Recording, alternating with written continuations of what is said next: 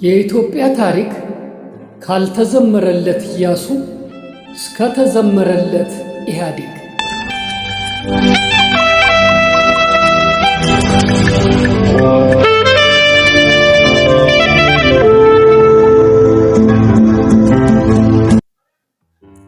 ደራሲ ፍስሐ ያዜ ካሳ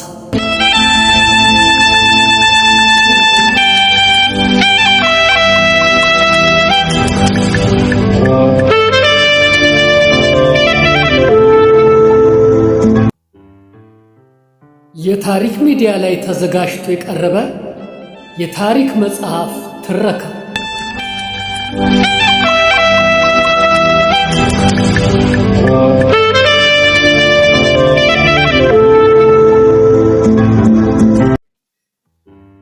መጽሐፉ የታተመው በ2004 ዓመተ ምህረት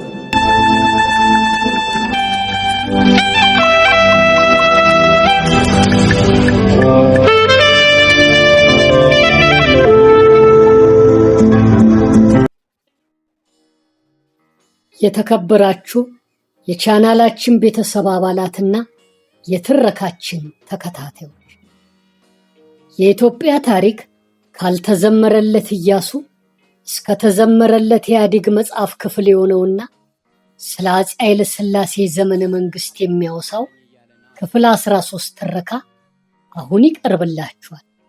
እናንተም ሙሉ ትረካውን ሳትሰለቹ እንድትከታተሉትና እንድታዳምጡት በትህትና እንጠይቃለን። የደወሏን ምልክት እየተጫናችሁ ሰብስክራይብ በማድረግ የታሪክ ሚዲያ ቻናል አባል እየሆናችሁ ታሪክ አጣጥሙ። ቪዲዮአችንን ላይክ እያደረጋችሁ ድጋፋችሁን ግለጹልን። ሼር እያደረጋችሁ ሌሎችም ቻናላችንን እየተቀላቀሉ ታሪኮችን እንዲያጣጥሙ አድርጉልን። በኮሜንቱ ቦታ ላይ ማንኛውንም ሐሳብ፣ አስተያየት፣ ጥቆማና ምክር ጻፉልን እያል አሁን ወደ ሙሉ ትረካው እናመራለን። ላስተማረ ሰው ግን ቀኑ ጨለማ ነው።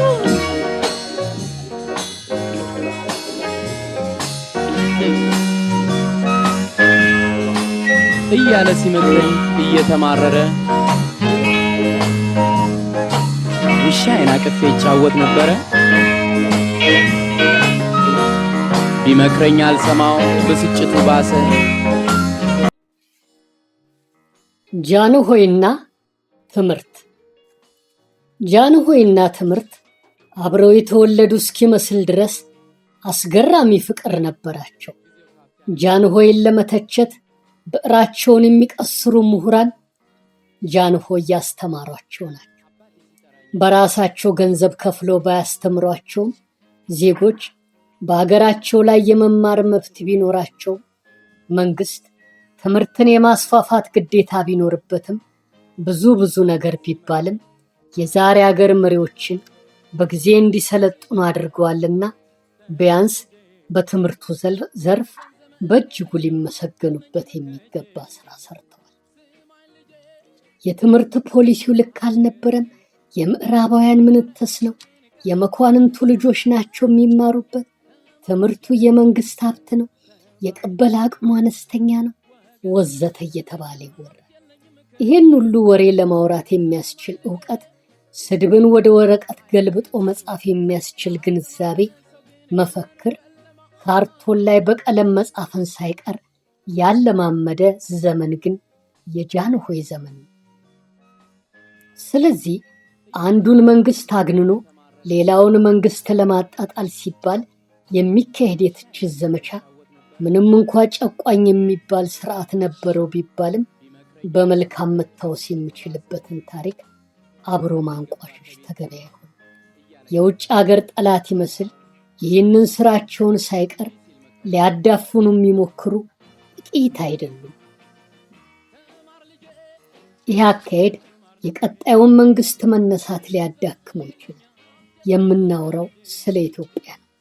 እናም ስለ ጃንሆይ የትምህርት አጀማመርና የሚደነቅ የማስፋፋት ስራቸው አንድ የነበረችውን የሚኒልክ ትምህርት ቤት እሷም በፈረንሳይኛና በእንግሊዝኛ ቋንቋ የተወሰነ ትምህርት የሚሰጥባትን ተቋም ከአልጋ ወራሽነት ዘመናቸው ጀምሮ በጥረታቸው በእርዳታም ይሁን በብድር በሀገሪቱ ሀብትም ይሁን በምን መልካም ፈቃዳቸው ሆኖ አስፋፍተው ብዙ ምሁራንን ለኢትዮጵያ አስረክበዋል።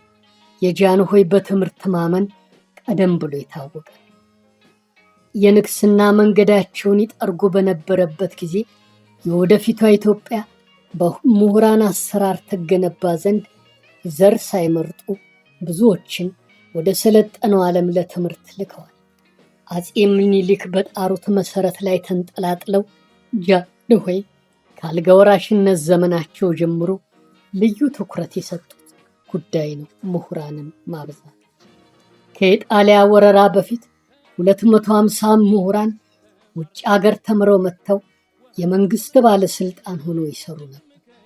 በወረራው ዘመን የኢጣሊያ ባለስልጣኖች ምሁራኑን እያደኑ ገደሏቸው። በዚህም ከፊሉ አለቁ። የተረፉት ከነፃነት በኋላ አገራቸውን እንዲያገለግሉ ተደረገ። ከጦርነቱ በኋላ ባሉት ተከታታይ 10 ዓመታት ምሁራንን የማበርከቱ ስራ ቀጥሎ ጃንሆይ ብዙዎቹን ወደ ውጭ ሀገር ልከዋል። በ1934 ዓ.ም የትምህርት ሚኒስቴር ተቋቁሞ የትምህርት ሚኒስትርነት ስልጣኑን ንጉሱ ራሳቸው ደርበው ይዘው እስከ 1958 ዓ.ም ድረስ ቆይተዋል። ከዚያ ጊዜ ጀምሮ 2000 ከአንደኛ እስከ 12ኛ ክፍል ትምህርት የሚሰጥባቸው ትምህርት ቤቶች 14 ዩኒቨርሲቲና ኮሌጆች እንዲሁም 4 ለዩኒቨርሲቲ ዝግጅት የሚያበቁ የተሻለ ውጤት ያመጡ ተማሪዎች የሚማሩባቸው ከፍተኛ ትምህርት ቤቶችን አቋቁመዋል። በ1960ዎቹ የመጀመሪያ ዓመታት አጠቃላይ የተማሪው ብዛት 700,000 ደርሶ ነበር። ለትምህርት ቤቶች መስሪያነት የንጉሱ የግል ርስቶች ነበሩ። በየትምህርት ቤቱ እየዞሩ ድንገት እየደረሱ የትምህርት አሰጣጡን ይፈትሻሉ። ጥሩ ውጤት ላመጡ ተማሪዎች ከ1 እስከ 3 ለወጡ በየዓመቱ ሽልማት ይሰጣሉ። የገና በዓልን ዘወትር የሚያከብሩት ከሁሉም የአዲስ አበባ ትምህርት ቤቶች ተማሪዎች ጋር ሆነው በልደት አዳራሽ ነው። ልዩ ልዩ ስጦታዎችን እየሰጡም ያበረታታሉ። ለከፍተኛ ትምህርት ወደ ውጭ ሀገር የሚሄዱትንም ሆነ ተምረው የሚመለሱትን አሸኛኘትና አቀባበላቸው የተለየና ዛሬ ለአንድ ዲፕሎማት እንደሚደረገው መሽቆጥቆጥ ያህል ነበር። መቋቋሚያ ከመስጠት ጀምሮ ወጪያቸው ይሸፈናል እያለ ሲመክረኝ እየተማረረ ውሻዬን አቅፌ ይጫወት ነበረ። ቢመክረኝ አልሰማው ብስጭቱ ባሰ፣ ትቶኝ ገባ ከቤት እያለቃቀሰ። ጃንሆይ ቤተ መንግስታቸውን ለትምህርት ቤትነት የሰጡ ትምህርትን የሚያከብሩ ንጉሠ ነገሥት ናቸው።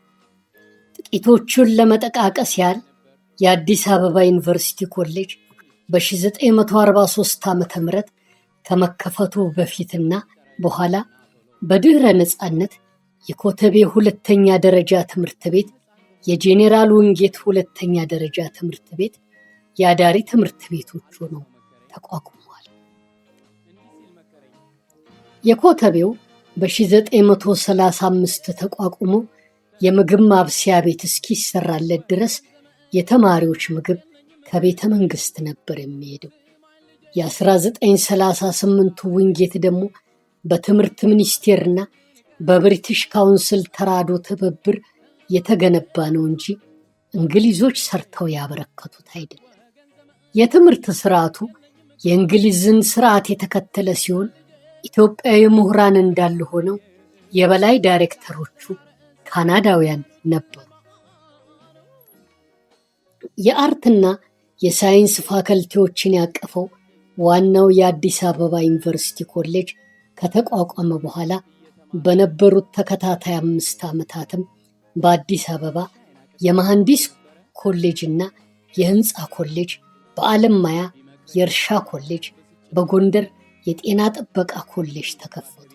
በ1953 ዓ.ም እነዚህን የተለያዩ ኮሌጆችና ፋከልቲዎች ጠቅልሎ እንዲያስተዳድር የአዲስ አበባ ዩኒቨርሲቲ ወይም በድሮ አጠራሩ የቀዳማዊ ኃይለ ሥላሴ ዩኒቨርሲቲ ተመሰረተ። ከዩኒቨርሲቲው ምስረታ በኋላ የሕግ፣ የሕክምና፣ የንግድ፣ የአስተዳደር ወዘተ ዲፓርትመንቶች ተከፈቱ። በ1942 71 የነበረው የተማሪ ቁጥር በኮሌጅ ደረጃ እየቀጠለ ሄዶ በ1965 ዓ.ም የማታ ተማሪዎችን ጨምሮ 10,000 ደረሰ። ለድረ ምረቃ ትምህርት ግን ወደ ውጭ አገር በተለይ ወደ አሜሪካ መሄድ የግድ ነበር። በ1962 ዓ.ም በአሜሪካ የድህረ ምረቃ ትምህርት የሚከታተሉ ኢትዮጵያውያን ቁጥር 700 የሚደርስ ነበር። በቅኝ አገዛዝ የማቅቁ ለነበሩት አፍሪካውያንም ኢትዮጵያ ነፃ የትምህርት ዕድል መስጠት የጀመረችው በጃንሆይ ጊዜ ነው። ኢትዮጵያን ዘመናዊ አገር ለማድረግ ለጀመሩት ፕሮግራም ጃንሆይ ትምህርቱ ወሳኝ ግብዓት መሆኑን ስላመኑበት ለዘርፉ ልዩ ትኩረት መስጠታቸው ግልጽ ነው። ሆኖም በከፊል ምሁራን የሚደነቅ ተብሎ ሲገለጽ፣ በተቃራኒው የትምህርቱን ስርዓት ክፉኛ የሚተቹት ምሁራን ቀላል ቁጥር የላቸው። ምንም እንኳ ኢትዮጵያውያን ተማሪዎች የአስተሳሰብ አድማሳቸው እየሰፋ በሄደ ቁጥር የጃንሆይን አገዛዝ ፊውዳላዊነት የተላበሰ መሆኑን ወደ መረዳት እያመሩ ለአመፅ ቢነሳሱም ጃንሆይ ይህ ይሆናል ብለው አስበው አያውቁም ነበር። ይህን ጉዳይ በተመለከተ ዶክተር ፍቅሬ ቶሎሳ አሊኔሽን ኤ ሪዛልት ኦፍ ዘ ኢምፓክት ኦፍ ዌስተርን ኤዱኬሽን ኦፍ ኢትዮጵያን ኢንተሌክቹዋል በሚል ርዕስ ባቀረቡት ጽሑፍ አፄ ምኒልክና ቀዳማዊ ኃይለ ሥላሴ የምዕራባውያንን ትምህርት ሲያስተዋውቁ የኢትዮጵያ ልጆችን ከመሰረታቸው እንደሚነጥላቸው አላጤኑትም ነበር በማለት ይገልጻሉ። የጃንሆይን የትምህርት ስርዓት የሚተቹ ምሁራን የትችታቸው መንስኤ ምን እንደሆነ ስናይም የብዙዎቹ የምዕራባውያን የእጅ አዙር ቀኝ ነበር ወደ ማለት ያዘነብላል። ትንሽ ጨለም ብሎ አባቴ ሲጠራኝ እያለ ና ቶሎ ምንም ሕፃን በሆን ሚስጥሩ ባይገባኝ አባቴን ባውጥቶ አልቅሰው መከረኝ። ፕሮፌሰር መሳይ ከበደ ዘ ሩትስ ኤንድ ፋሎትስ ኦፍ ኃይለ ሥላሴስ ኤዱኬሽናል ፖሊሲ በተሰኘ ጥናታዊ ጽሑፋቸው ይህንኑ የጃንሆይን ዘመን የትምህርት ጉዳይ ሲገልጹ በወታደራዊ መንገድ ተሞክሮ ሳይሳካ የቀረው የቅኝ ግዛት ሙከራ በምዕራባውያን ትምህርት ምክንያት ውጤታማ ሆነ ብለው ይጎነትሉታል። በዚያ ዘመኑ የኢትዮጵያ ትምህርት ዙሪያ መጠነኛ ጥናት ያደረጉት የኢየሩሳሌሙ ዩኒቨርሲቲው ምሁር ሞርዶካይ አብርሃም ኤዱኬሽናል ኤንድ ናቹራል ዩኒቲ ኢን ኢትዮጵያ በተሰኘ ጽሑፋቸው ጃንሆይ ለትምህርት የሰጡት ልዩ ትኩረትና ጥብቅ ክትትል እንዲሁም እስከ ዩኒቨርሲቲ ድረስ በነፃ ያውም የኪስ ገንዘብ ጭምር እየታከለበት የተተገበረውን ትምህርት አጥብቀው በማይመረምሩ ሰዎች ዘንድ ብቻ የሚያስደንቅ ነገር ግን ትኩረት ያልተሰጠው ጉዳይ ነበር ይሉታል። እንደ ሞርደካይ አተያይ በጃንሆይ ዘመን የነበረው የትምህርት ሁኔታ ከሌሎች የአፍሪካ ሀገሮች ጋር እንኳ ሲነጻጸር አነስተኛ መጠን ያለው በጀት የተበጀተለት፣ ለትምህርት የሚያስፈልጉ ግብዓቶች በአግባቡ ያልተሟሉለትና ተደራሽነቱም በሁሉም የአገሪቱ ክልሎች ያልተመጣጠነ ነበር። መምህራኑም በችግር ውስጥ የሚኖሩና ለማስተማር እንዲነሳሱ የሚያደርግ በቂ ጥቅማ ጥቅም የማያገኙ የሞራል ድጋፍ ያልተሰጣቸው ነበሩ የሚል ነው። ምሁሩ ጅምር መሆኑን የዘነጉት ይመስላል። በተጨማሪም ዛሬስ ብሎ መጠየቅ ተገቢ ይሆናል። በወቅቱ ግን ጃንሆይ ሌላ ምን ምርጫ ነበራቸው? የትምህርት ስርዓቱ የምዕራባውያን ከሚሆን ይልቅ ከናካቴው መቅረት ነበረበት ወይስ የምስራቃውያን የትምህርት ስርዓት ተመራጭ ነበር? የትምህርት ስርዓቱ ወደ ምስራቁ ሆኖ ቢሆንስ ጃንሆይ ሳያስተች ይቀር ነበር? በዚያ ወቅት ኢትዮጵያ የራሷ የሆነ የትምህርት ስርዓት አልነበራትምና የራሷ ይሻላት ነበር አይባል ነገር። ጅምር መሆኑስ እንዴት ይዘነጋል? ጃንሆይ ዜጎቼ በትምህርት ሰልጥነው ንጉሳዊ አገዛዜን ሊቃወሙት ይችላሉና መሃይም ሆነው መቅረት አለባቸው ብለው ማሰብ ነበረባቸው። ለመሆኑስ ኢትዮጵያ ዛሬ ድረስ የራሷ የሆነ የትምህርት ስርዓት አላት? የከፍተኛ የትምህርት ተቋማት ካሪኩለም ተቀርጾ ያለውም ሆነ እየተቀረጸ ያለው በማን ነው የሚሉ ጥያቄዎችን ስናነሳ የነ ሞርደካይ አይነቱ አጥብቆ የመመርመሩ ጉዳይ የተለየ ድምዳሜ ላይ ሊያደርሰን እንደማይችል እንረዳለን። የጃንሆይ የትምህርት ስርዓት የተሳሳተ ከነበረ የዚያ ዘመን ስህተት እንዳይደገም መጠንቀቅ ይሻላል ወይስ ያን ወቅት በመርገም ብቻ ይቀጣል በሚለው ላይ ማተኮሩ የተሻለ ነው። ለማንኛውም ጃንሆይ በትምህርቱ ዘርፍ ያከናወኑት ተግባር ተተችቶ የሚቀር ብቻ ሳይሆን ይበል የሚያሰኝ ጅምር መሆኑን በማየት ብቻ ሊመሰገን የሚገባው ነው። እንዳለመታደል ይህም ዘርፍ ለውድቀታቸው አንዱ ግብዓት ነበር።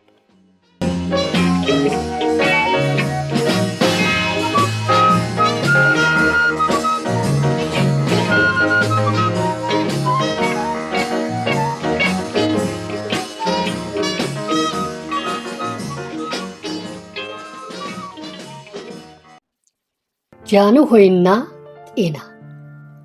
በጃንሆይ ጊዜ በጤናው ረገድ ጥሩ የሚሰኝ ሥራ ተሰርቷል።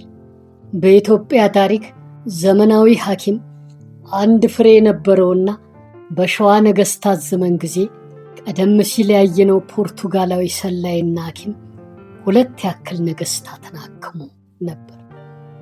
ከ400 ዓመታት በኋላ በሚኒሊክ ጊዜ የአድዋ ዘማች ቁስለኞችን የፈረንሳይና የሩሲያ በጎ አድራጊ የሕክምና ባለሙያዎች በዘመናዊ መንገድ ሕክምና ያደርጉላቸው ነበር። በተረፈ ንጉሡን ከሚያክሙ ግለሰብ ሐኪሞች ውጪ ምንም የለም። የመጀመሪያው ኢትዮጵያዊ ሐኪም ወርቅነህ እሸቴና ኢትዮጵያ ብቻቸውን ነበሩ። በሚኒሊክ ጊዜ ከአንዲት ሆስፒታል ጋር አንዳንዶች ጣሊያን ብዙ ሆስፒታሎች እንደገነባ አድርገው ይጽፋሉ። ይሄ ፍጹም ሐሰት ነው። በ1901 ዓመተ ምህረት በቀበና ወንዝ አካባቢ የሩሲያ ቀይ መስቀል ሆስፒታል መገንባቱ እንዳለ ሆኖ ሌላው የጃንሆይ ዘመን ውጤት ሲሆን ጣሊያን በ5 ዓመት ቆይታው ለራሱ ሰራዊት የሕክምና አገልግሎት የሚጠቀምበት አንድ ሆስፒታል ሰርቷል። በተረፈ በተንቀሳቃሽ የሕክምና አገልግሎት ነበር የራሱን ሰራዊት የሚንከባከብ። የሚገርመው ግን ከኢትዮጵያ ምሁራን ውስጥ ጥቂቶቹ ጣሊያን 14 ሆስፒታል ገንብቷል ብለው መጻፋቸው። 14 ሆስፒታል እስከ ነፃነት ዘመን ማለትም እስከ 1933 ድረስ አልነበር። እንዲያውም መንግስት ዘግይቶ ነበር ትኩረት ይሰጥ። ከወረራው በፊት በአገሪቱ ውስጥ 10 ሆስፒታሎች፣ አንድ የሥጋ ደዌ ሆስፒታል፣ አንድ ክሊኒክ፣ አንድ የሕክምና ላብራቶሪ ብቻ ይገኙ ነበር። ከነፃነት በኋላ የተሰሩትንና ዘግያቸውና የኢጣሊያን መሰሪነት እናስቀድም። ፕሮፌሰር ሪቻርድ ፓንከርስት ዘ ቢጊኒንግ ኦፍ ሞደርን ሜዲሲን ኢን ኢትዮጵያ በተሰኘ ጥናታቸው ከላይ የሰፈሩ እውነታዎችን ያረጋግጣል። ጣሊያን ኢትዮጵያን መውረርና መዝረፍ ሳያንሰው ታሪክንም ዘርፎ ሊሄድ ሞክሯል። በኢትዮጵያ መንግስት ከወረራ በፊት የተሰሩ ስራዎችን ስም እየለወጠ የራሱን ቋንቋ መጠሪያ እያላበሰ ነው የኖረው።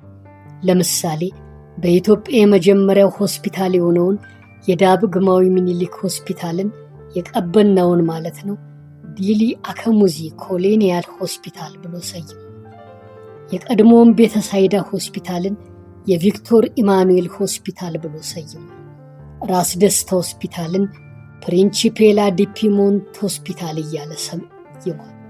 ከፊሉ ተሳክቶለታል። በተቋም ደረጃ በአዲስ አበባ፣ በሐረር፣ በጅጅጋ፣ በነቀምትና በደሴ አንዳንድ ሆስፒታሎች ተገንብተው አገልግሎት ይሰጡ ነበር። ጣሊያን ኢትዮጵያን ሲወር በደብረ ማርቆስ አንድ ሆስፒታል እየተገነባ ነበር። በተረፈ ይሄ የንጉሱን ሥራ ለማኮሰስ እየተባለ የሚደሰኮረው ሁሉ ከእውነት የራቀ ነው። ቀለም መቀባትና መስራት ይለያያል። በአጠቃላይ ሌሎች የኢጣሊያ ጅምሮች መኖራቸውን ሳንዘነጋ በጤናው ዘርፍ ጣሊያን አንድም ሥራ አልሠራም። ጣሊያን የኢትዮጵያ ሕዝብ እንዲያልቅ የበሽታ ፋብሪካ ቢያቋቁም ይመርጥ ነበር። ለማንኛውም ከወረራው በፊት የነበረው ጅምር ከነጻነት በኋላ በ1934 በጤና ዘርፍ ብቻ የሚያተኩር ተቋም ሆኖ ነገር ግን በአገር ግዛት ሚኒስቴር ስር የሚተዳደር የሕዝብ ጤና ጥበቃ ዲሬክሲዮን ተቋቋመና ቀደም ሲል የተጀመሩ ሥራዎች እንዲቀጥል ሆነ።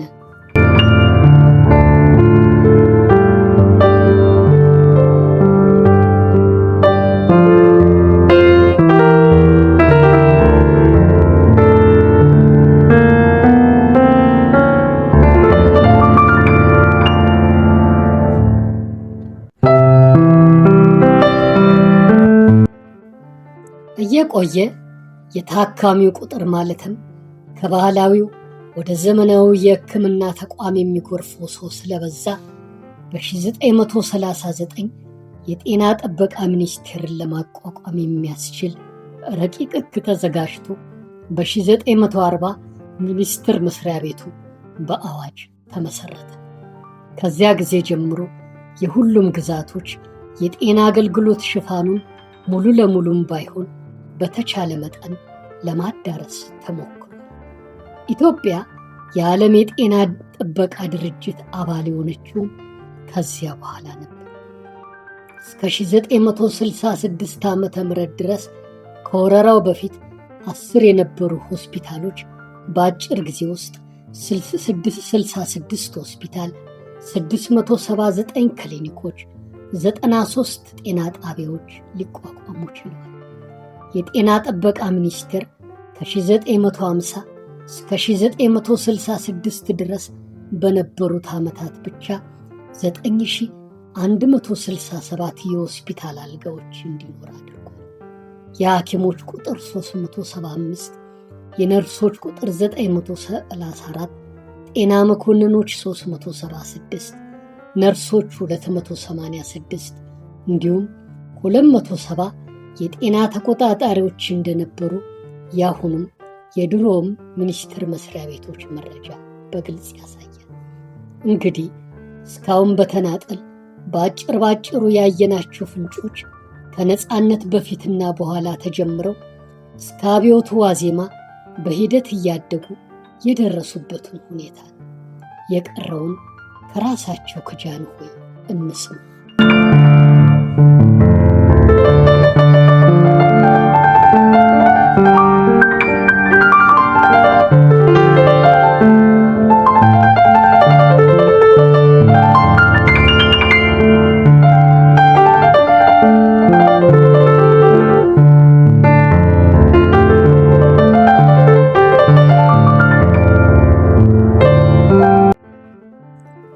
የጃንሆይ ልማታዊ ንግግር።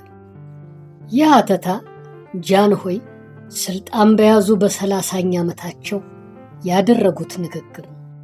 የጃንሆይ ልማታዊ ንግግር ብዬ ሰየምኩትም በመግቢያው ዘርዘር ያሉ ልማታዊ ትንታኔዎች ስላሉበት ነው እንጂ ርዕሱ ግርማዊ ንጉሠ ነገሥት ቀዳማዊ ኃይለ ሥላሴ ሚያዝያ 6 ቀን 1953 ዓ.ም በገነተ ልዑል ቤተ መንግሥት ለክቡራን ሚኒስትሮችና ለመንግሥት ባለሥልጣኖች ያደረጉት ንግግር የሚል።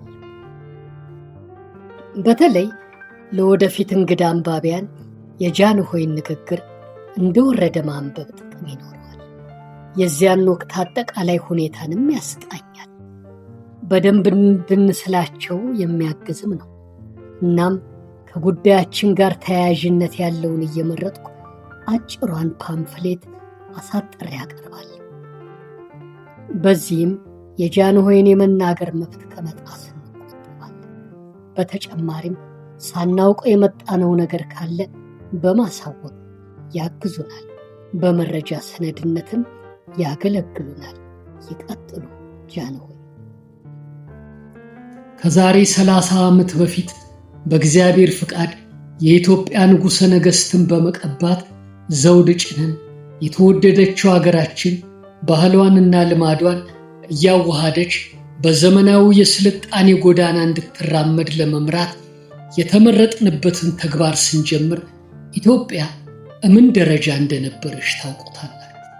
ከዚህ ከፊታችን የተሰባሰባችሁ የመንግስታችን ሚኒስትሮችና ባለስልጣኖች እስኪ በዚያ ዘመን የነበረውን ወደ ኋላ መለስ ብሎ በህሊና ሲመለከቱት የነበረውን ልታስታውሱ ትችላላችሁ።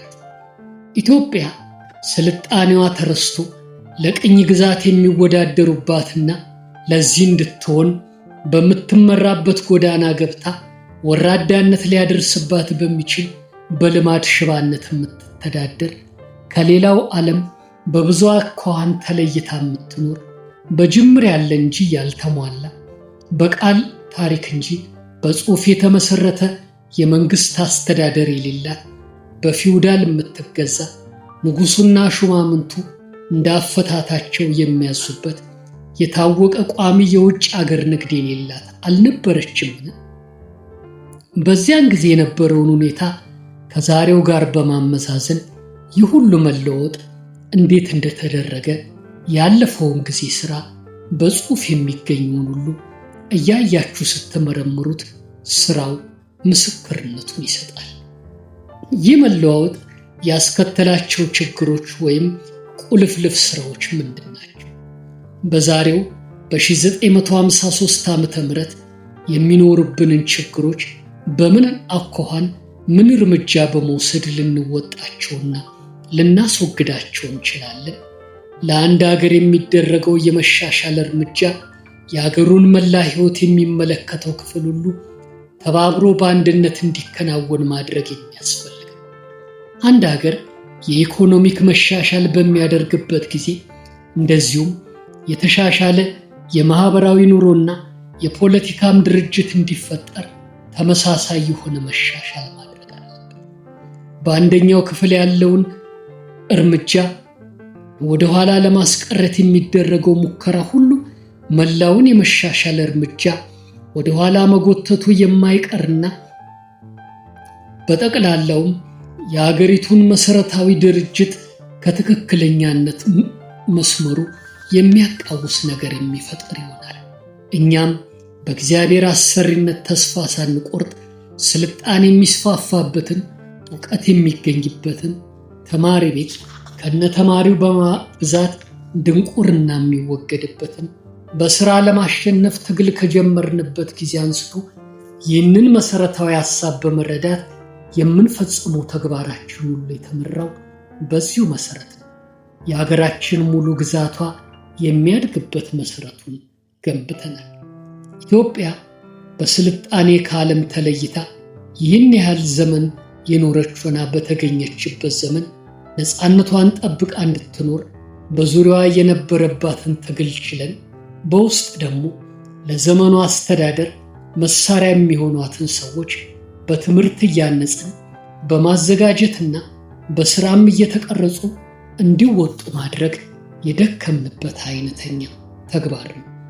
ሙሉ ሕይወታችንን መስዋዕት ያደረግንለትን ይህን ተግባር ስንፈጽም ከጥንቱ በዓል ጋር ተቆራኝተው መኖርን የሚፈቅዱ ወገኖች ጋር ይህንኑ የሚያክል ተጨማሪ ትግል እንደነበረብን የሚሳት አይደለም።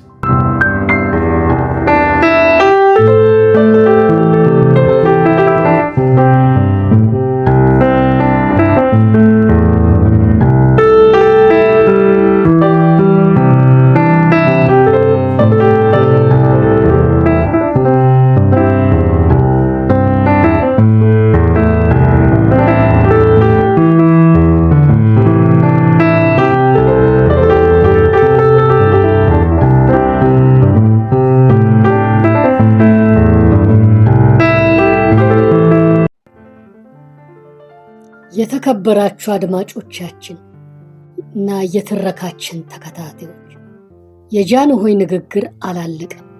በቀጣዩ የክፍል 14 ትረካ ቀሪውን ንግግራቸውን ይዘን እንቀርባለን። የክፍል 13 ትረካ በዚሁ ተጠናቋል። በቀጣይ ክፍል 14 ይቀርባል። ሙሉን ትረካችንን ያዳመጣችሁንና የተከታተላችሁትን ሁሉ ከልብ እያመሰገንን በቀጣይ ቪዲዮ እስከምንገናኝ ሰላም ሁኑልን። ለሀገራችን ኢትዮጵያ ፈጣሪ ሰላምን ያስፍንልን።